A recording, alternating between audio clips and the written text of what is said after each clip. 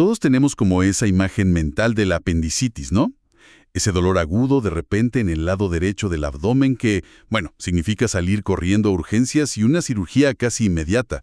Pero, ¿y si esa idea, que está tan arraigada, estuviera cambiando por completo? Hoy vamos a analizar un material que es fascinante. No es un artículo de noticias, es algo mucho más de base. Son las Directrices de Jerusalén, la nueva edición 2025 de la Sociedad Mundial de Cirugía de Urgencias. O sea, es básicamente el nuevo manual para médicos de todo el mundo sobre cómo tratar la urgencia quirúrgica abdominal más frecuente que hay. Y es fundamental entender por qué es tan necesario un manual así. La apendicitis aguda afecta a unas 100 de cada 100,000 personas cada año. Pero a pesar de que es tan común, si vas a 5 hospitales diferentes, es muy posible que recibas 5 enfoques distintos. La variabilidad es enorme. El objetivo de este documento es unificar criterios, usar la mejor evidencia que hay para que el tratamiento sea más seguro, más eficaz y sobre todo adaptado a cada persona. Vamos a ver los cambios que están redefiniendo esta condición que, creíamos conocer también. Perfecto. Vamos a desglosar esto. Empecemos por ahí, porque suena a que es la base de todo lo demás. ¿Cuál es esa primera gran división? ¿Qué separa una apendicitis, digamos, sencilla de una complicada? La diferencia es física. Es lo que le está pasando al apéndice.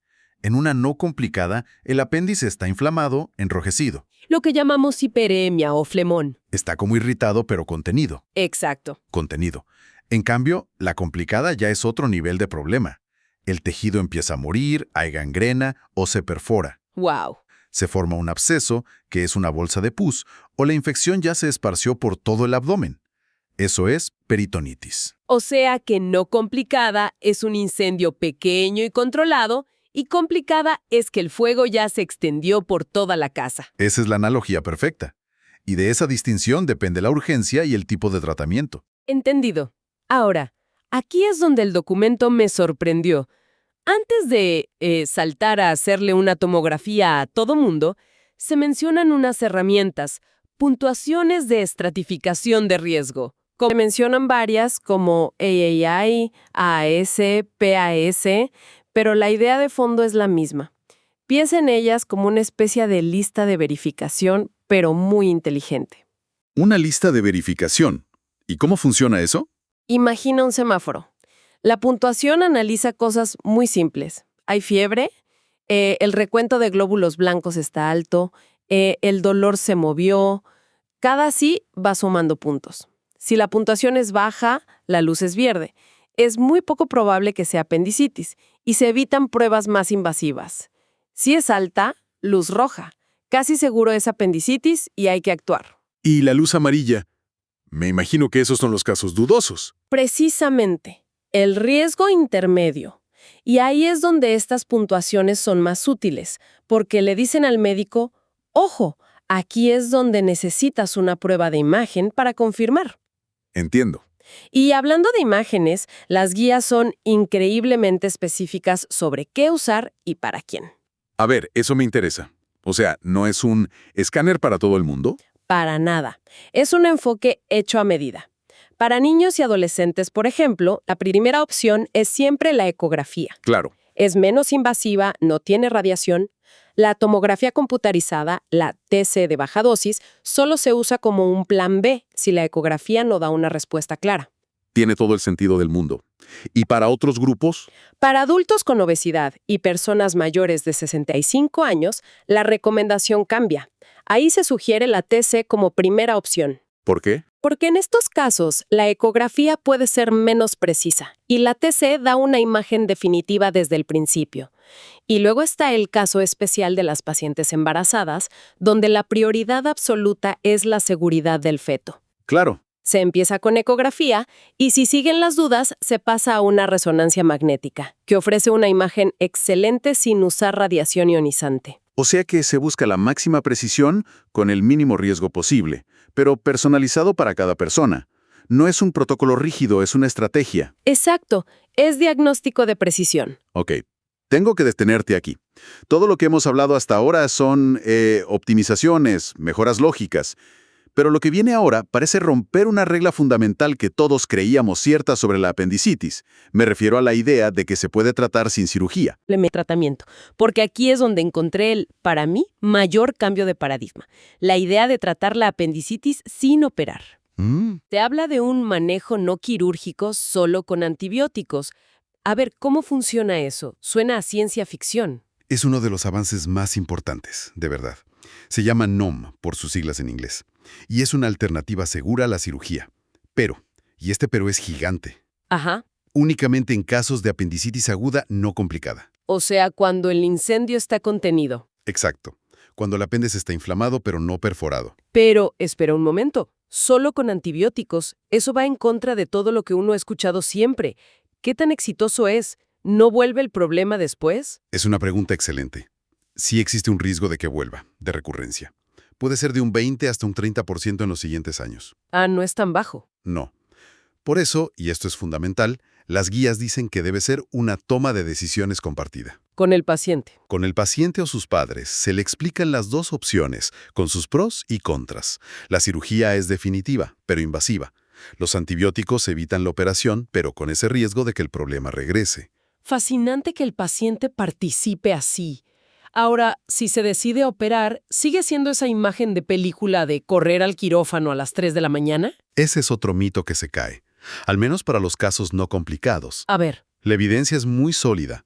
En una apendicitis no complicada, retrasar la cirugía hasta 24 horas desde el ingreso al hospital es totalmente seguro. 24 horas. Sí, no aumenta el riesgo de perforación y de otras complicaciones. ¡Wow! Eso es un cambio enorme.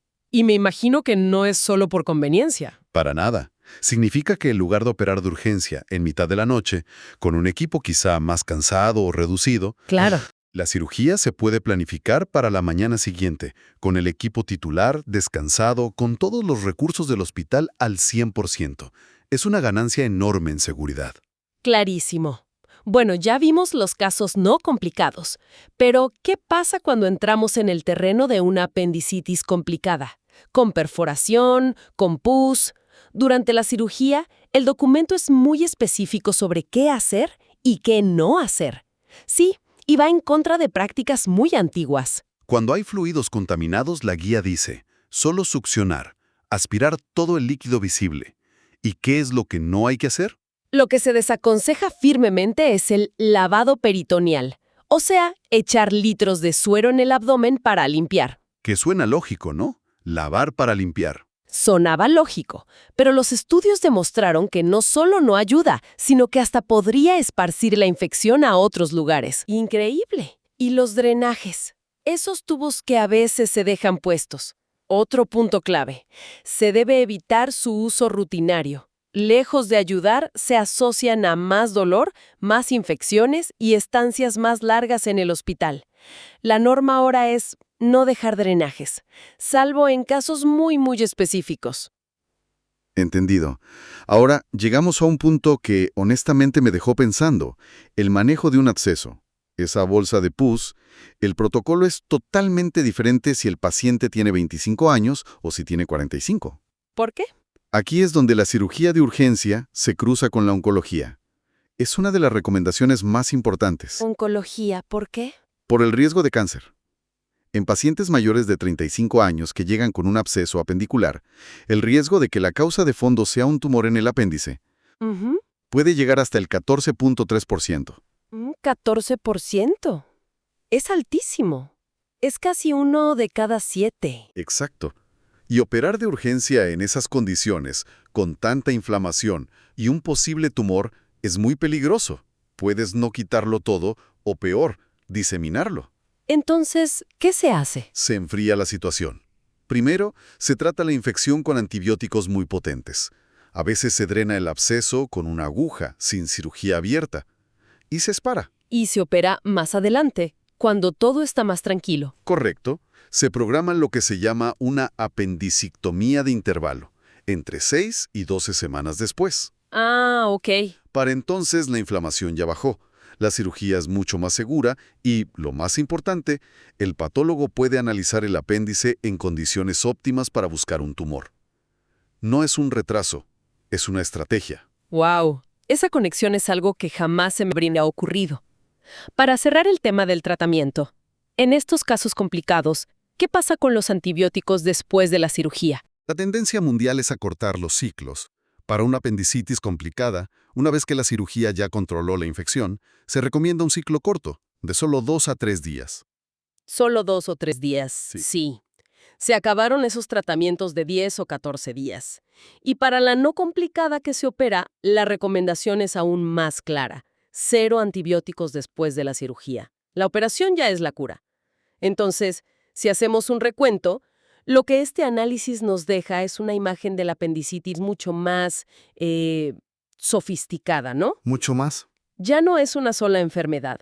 Vimos la importancia de clasificarla bien, el uso de las puntuaciones como un semáforo y esos cambios de paradigma tan fuertes, que a veces el mejor tratamiento no es operar y que cuando se opera no siempre hay que correr. Y no hay que olvidar esa conexión vital entre la edad y el riesgo de cáncer que te obliga a pensar más allá de la infección. Todo esto se basa en un enfoque de medicina basada en la evidencia muy riguroso. Claro. Se trata de aplicar el tratamiento correcto al paciente correcto en el momento correcto. Absolutamente.